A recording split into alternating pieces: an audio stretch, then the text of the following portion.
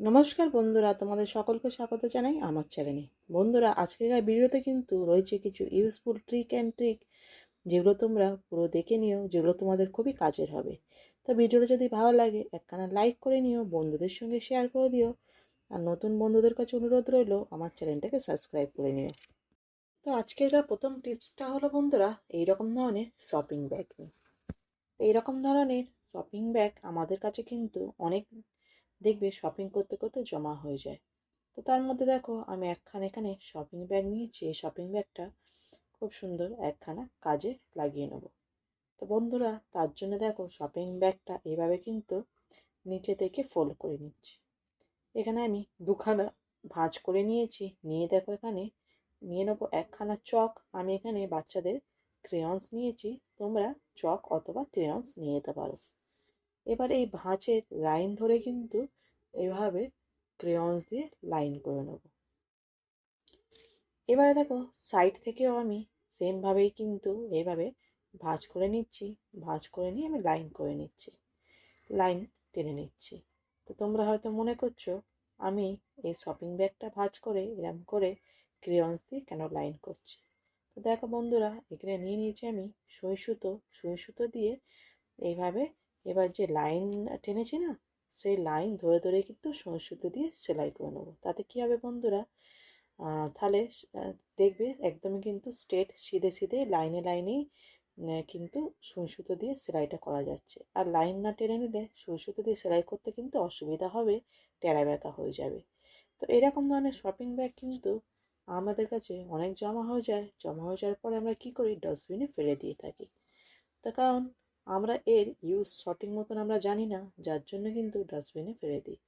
ফেলারই তো আছে, কেননা ফেলার আগে এরকম ধরনের শপিং ব্যাগগুলো ইউজ করে নেওয়া যায়, তারপরেই ফেলা ফেলে দেওয়া যায়। তো দেখো এভাবে আমি যেরকম লাইন টেনেছি সিধে আর সাইড ধরে, এইভাবে কিন্তু লাইন ধরে ধরে আমি শপিং ব্যাগটা সুই সুতো দিয়ে সেলাই করে নেবো। হ্যাঁ, সেলাই করার সময় তোমরা একবার মনে রেখো বন্ধুরা, সুতোটা কিন্তু যেরকম ব্যাগ নেবে সেরকম কালারেরই সুতো নিও ম্যাচিং করে। তাহলে দেখবে বোঝা যাবে না যে এতে সেলাই করেছো, তাহলে দেখতে কিন্তু ভালো লাগবে।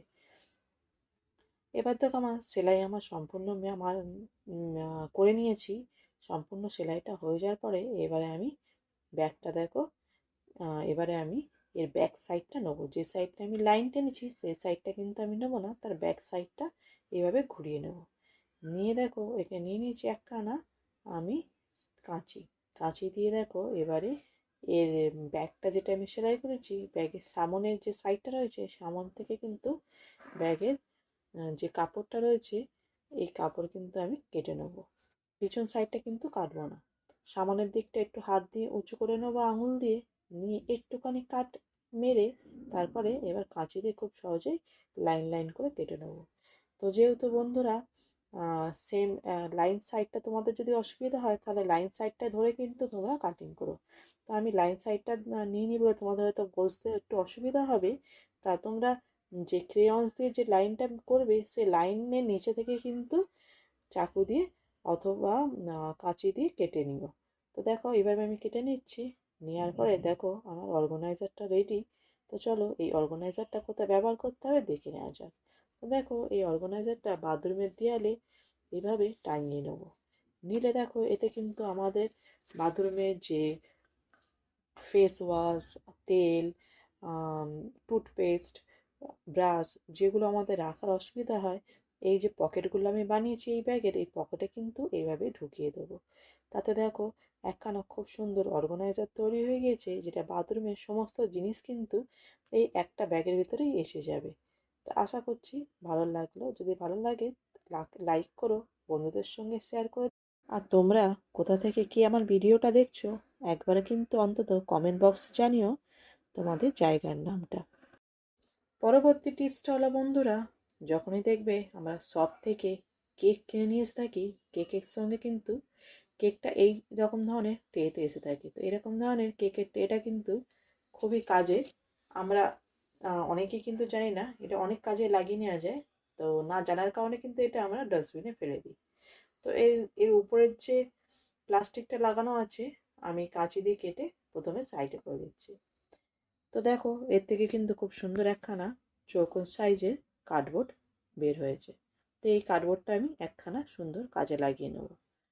তো এবার দেখো নিয়ে নিচ্ছি এরকম ধরনের খালি বিস্কিট আর চিপসের প্যাকেট। এরকম ধরনের প্যাকেটগুলো আমি নিয়ে নিয়েছি, খালি প্যাকেট নিয়ে দেখো কাঁচি দিয়ে এবার ছোটো ছোটো করে এইভাবে কেটে নেব। তাই এগুলো কাটতে কিন্তু একটু সময় লাগে, আমারও বেশ সময় লেগেছে এই ছোটো ছোটো টুকরো করে নিতে। তো চলো দেখে নেওয়া যাক কি কোন কাজেতে এই টুকরোগুলো লাগিয়ে নেব। তো এখানে দেখো নিয়ে নিচ্ছি কেকের ট্রেটা আর নিচ্ছি একখানা ফটো। তো এখানে নিয়ে নিচ্ছি একখানা ফটোটা দেখো মেজারমেন্ট করে আমি নিয়ে নিচ্ছি এরকম ধরনের ক্রাফট পেপারগুলো আমি মেজারমেন্ট করে এরকমভাবে কেটে নেব। তো এখানে আমি দুটো একই সাইজের ক্রাফট পেপার কেটে নিয়েছি। এবার মেজারমেন্ট করে সাইডে যেটা এক্সট্রা হচ্ছে সেটা আমি কেটে ফেলে দেবো।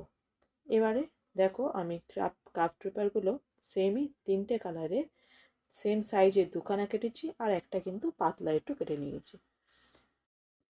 এবারে এক এক করে এই যে ক্রাফট পেপারগুলো আমি কেটে নিয়েছি, পেপারগুলো দেখো আমি ফেভিকল দিয়ে লাগিয়ে নিচ্ছি। তবে লাগানোর সময় আমার হাতের দিকে তোমরা লক্ষ্য দাও, তাহলে বুঝতে পারবে আমি কিরম করে লাগাচ্ছি।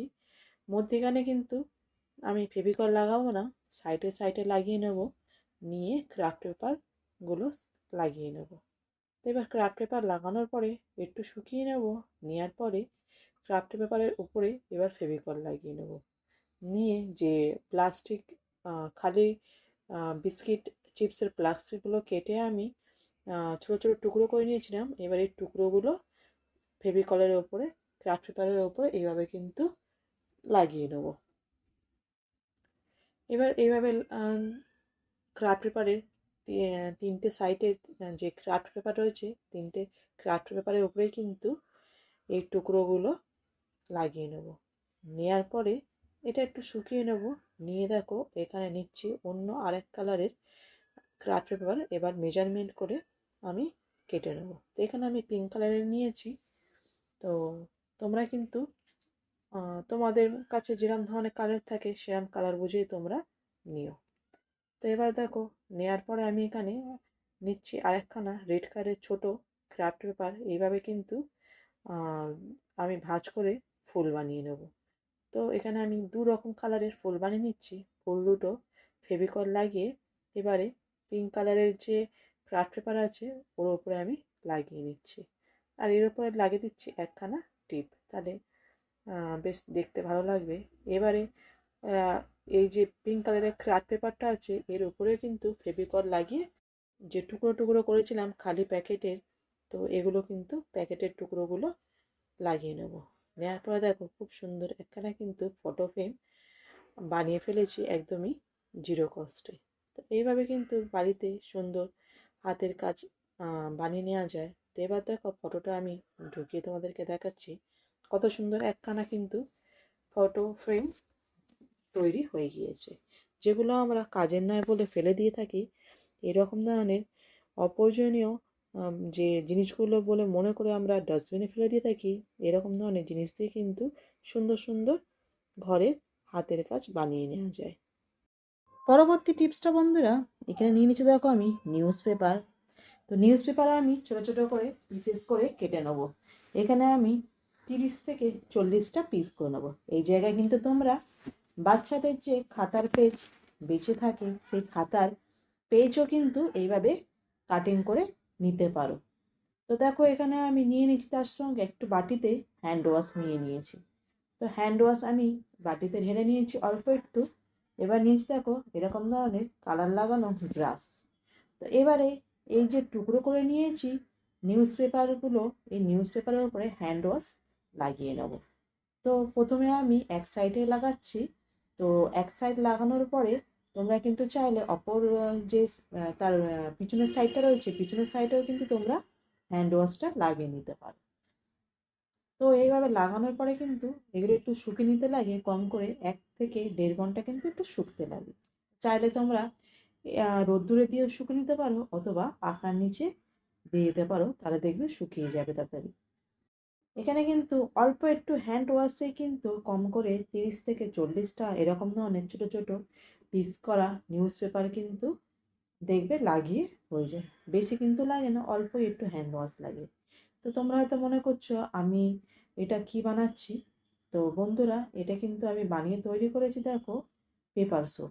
এরকম ধরনের পেপার সোপ কিন্তু ট্রেনে পাওয়া যায়। যখন দেখবে আমরা ট্রেনে ট্রাভেল করে থাকি, তখন কিন্তু বাথরুমে গেলে এরকম ধরনের পেপার সোপ আমরা হ্যান্ড ওয়াশ করার জন্য ব্যবহার করে থাকি। এগুলো কিন্তু খুবই দামে বিক্রি হয়। তো বাড়ি থেকে যদি এইভাবে হ্যান্ড ওয়াশ করার জন্য যদি এরকম ধরনের পেপার সোপ যদি বানিয়ে নেওয়া যায় খুব সহজে, খুব কম কম খরচায় কিন্তু তৈরি হয়ে যায়।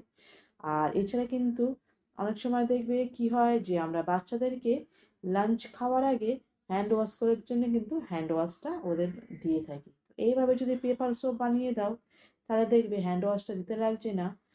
আর বাচ্চারা কিন্তু খুব সহজে এইভাবে কিন্তু ইউজও করে নিতে পারবে। তো দেখো, তোমাদেরকে দেখানোর জন্য আমি এখানে একটুখানি জল নিয়ে একটা পেপার হাতে নিয়ে হ্যান্ড ওয়াশ করে দেখাচ্ছি কত সুন্দর কিন্তু হ্যান্ড ওয়াশ করে নেওয়া যায়। তো আশা করছি এই টিপসটা তোমাদের ভালো লাগবে। পরবর্তী টিপসটা হলো বন্ধুরা, এরকম ধরনের পেনের ক্যাপগুলো নিয়ে। তো যখনই দেখবে পেনের কালিটা শেষ হয়ে যায়, আমরা কিন্তু পেন ক্যাপ সমেতই কিন্তু পেনটা কিন্তু ডাস্টবিনে ফেলে দিয়ে থাকি। তো এইরকম ধরনের ক্যাপগুলো ফেলে না দিয়ে খুব সুন্দর কিছু আইডিয়ার সঙ্গে কিন্তু এগুলো কিন্তু ইউজ করে নেওয়া যায়।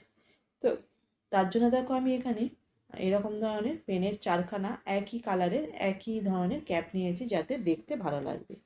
তো তার জন্য এখানে নিয়ে নিচ্ছি, দেখো, ডবল টেপগুলো আমি ছোটো ছোটো টুকরো করে নিয়েছি।